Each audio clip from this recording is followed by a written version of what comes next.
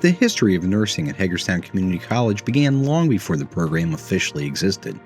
As early as 1950, faculty from Hagerstown Junior College were teaching chemistry, comparative anatomy, microbiology, psychology, and sociology for Washington County Hospital's 3-year School of Nursing. By 1959, the partnership expanded when 30 freshman student nurses studied sociology, psychology, and English at HJC's South High campus. The idea of bringing nursing directly to the college emerged in the mid-1960s. President Atlee Kepler attended a Kellogg Institute conference where he learned that diploma programs nationwide were shifting to associate's degree programs within colleges. Serving on both a hospital advisory committee and later the hospital board, he helped form a group to explore moving the nursing program to HJC.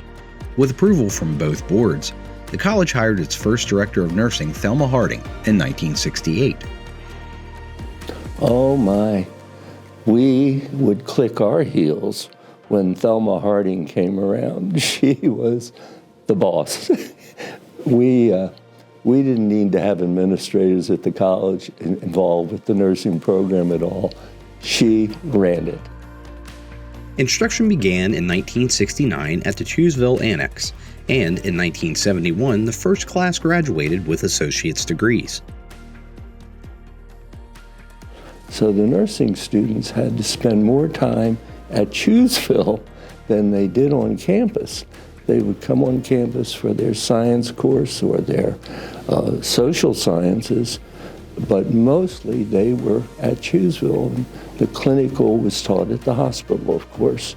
I was looking for a nursing program, and Washington County Hospital had one. And I called them and they said, "We don't take married women. You have to be single to get in." Then it came in the newspaper that Hagerstown was having, HJC was having a nursing program. So I applied and they accepted me. The community college environment was very different than that restricted environment for the hospital nursing program. In fact, there was a time where no males were admitted to the nursing program. Well, it's a different day. I believe the first 2 males in that program were maybe the second year of the program or the third.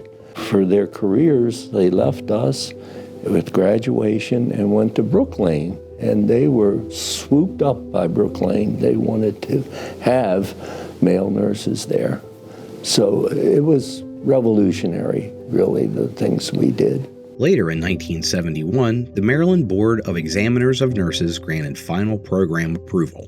Demand quickly outpaced capacity, and with clinical space for just 36 students, nursing became the only HJC program with restrictive admissions. In the nursing program, it was selective admissions and very competitive. And so the students who got in there would say they were thankful, but also they knew they were qualified to do the arduous program that it was. I'm very glad that I was in the first class. I'm very glad that HJC started a class here. I was brokenhearted when they closed at the hospital because, I wanted to get into nursing, but I didn't want to travel. I had a little son. And when they opened up, I thought, this is it. The program's growth has been shaped by the faculty who went above and beyond. In 1974, Linda Hildenbrand joined the program. Liz Meisner and I were responsible for 36 students. We had a single classroom. It had 36 chairs in it and 4 beds at the back. It had 2 Mrs. Chase dolls, and Mrs. Chase dolls are wooden or plastic dolls that could move their arms and legs. They didn't do anything else. They didn't blink. They didn't open their mouth. They didn't do anything as compared to the simulators that we have today. Now the labs today, we have probably one of the best labs in the state of Maryland and state-of-the-art technology. Our mannequins do everything, but they speak, they sweat, they have seizures. And so they do most everything that a mannequin can do, but makes it real for the student. I said right away to Wells that that's something I would like to do, because to sponsor the lab would mean that the students would have better equipment, better learning experiences, and that they'd be better prepared when they went out to take care of patients in the hospital or wherever they practiced. And it just meant a lot to be a sponsor of the lab. The program continued with 36 students admitted once per year until 2008, when a second class was added to allow 2 annual admissions of 46 students each. A few years later, a nurse support grant from MHEC enabled program admissions to grow to 56 students twice a year. HCC's nursing program has been fortunate to have many great women overseeing things from the very beginning. Following Thelma Harding, other directors of nursing have included Mary Nasika, Ann Gossard, Diana Foley, Linda Hildenbrand, Carolyn Albright, and the current director, Karen Hammond. Well, when I came over here as a faculty, I had never taught in a college setting before. I had been in the ED, ICU, recovery, PACU, really helped me. So I could design my lectures and use a lot of stories from what I had seen and done clinically, and the students seemed to like that. Taught as faculty for 4 years, and in 2009, the director that was here resigned. So the president of the college at the time felt that I needed to be in that role. And so I took it as interim, and things went well, and here I still am 20 years later. In addition to the traditional nursing program, HCC added other program options that included the Practical Nursing Program in 2003, the RN Transition Program in 2017, and the Evening Weekend Nursing Program, which began in 2026. Homewood Nursing Home decided that they needed some LPNs, so they contacted Hagerstown Community College, which was Hagerstown Junior College at the time, and they asked if they could do a partnership with the college to fund the first year of the Licensed Practical Nursing Program. So that was in 2002. They started the program in 2003, and we graduated our first class in 2004. HCC's nursing program has maintained accreditation by the Maryland Board of Nursing since its initial review in 1969. In 2012, it received national accreditation from the Accreditation Commission for Education in Nursing. So the first graduating class was in 2004, and at the completion of the class, they take a national exam called the NCLEX, or the National Council Licensure Exam for Licensed Practical Nursing. Since 2004 to this present day, we have had a 100% pass rate on the NCLEX, with the exception of 1 year, and that was COVID. And we had a 92% pass rate that year. So we do have a very high NCLEX pass rate. In fact, this past time it was 100%, so we're proud of that. So I think that time-lasting tradition for HCC's nursing program shines through in every graduating class. They come clinically prepared. They come to look at the whole patient. They come with the skills necessary to jump into bedside care, and they come with the evidence-based practice knowledge to know when and where it's appropriate to question what's the right avenue for the patient.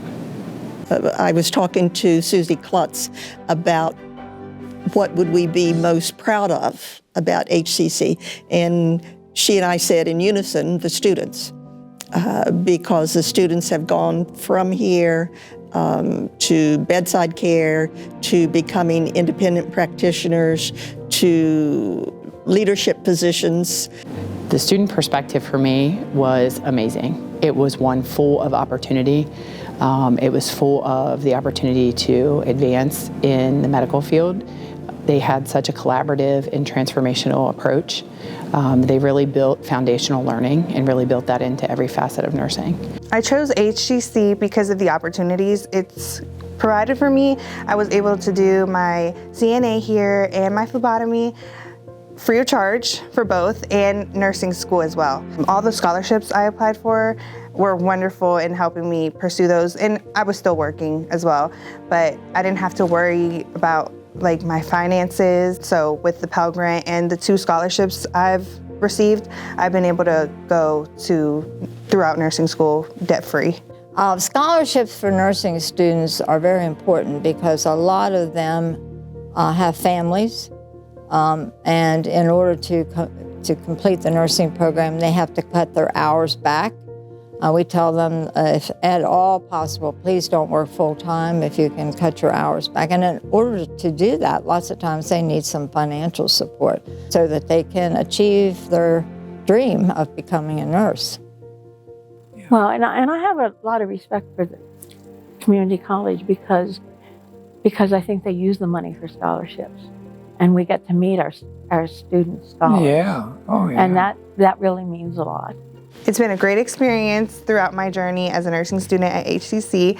I'm 100% ready to graduate, and I'm ready to start my career following the footsteps of so many other great nursing students and nurses who have also gone through this program. All the nurses I've worked with, for the most part, are HCC nursing graduates, and they're awesome. So I said, okay, well, if they're great nurses and I go through the nursing program, I should be a great nurse too. So greater than 70% of the nursing staff that receive their training through Hagerstown Community College, they have been an incredible partner in helping us fill vacancy in the workforce and be intentional permanent placement for the community. The enduring legacy of HCC's nursing program is both significant and far-reaching. Since the beginning, almost 2,300 nursing students have earned a degree or certificate, with 1,900 receiving an associate's degree and more than 400 completing the practical nursing certificate. Over the past decade, more than $175,000 in HCC Foundation scholarships have been awarded to more than 150 RN and LPN students. Each graduate carries forward the skills, compassion, and dedication that define HCC's approach to nursing. And with each graduating class, the impact of HCC and its students continues to expand, strengthening healthcare in the community and beyond.